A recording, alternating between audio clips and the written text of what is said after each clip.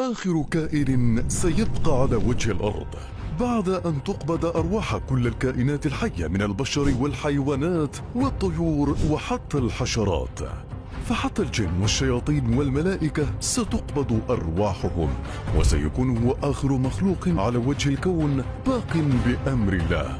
هو الملك الذي جلب التراب والطين من كل بقاع الأرض ليخلق الله بهم سيدنا آدم. هو المخلوق الذي قبض أرواح الخلائق من بداية الخلق وسيقبضها لنهاية الزمان.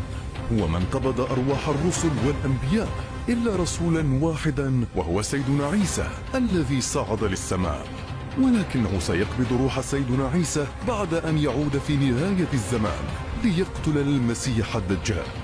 إنه ملاك الموت عزرائيل قابض أرواح البشر والحيوانات والملائكة والشياطين. فكيف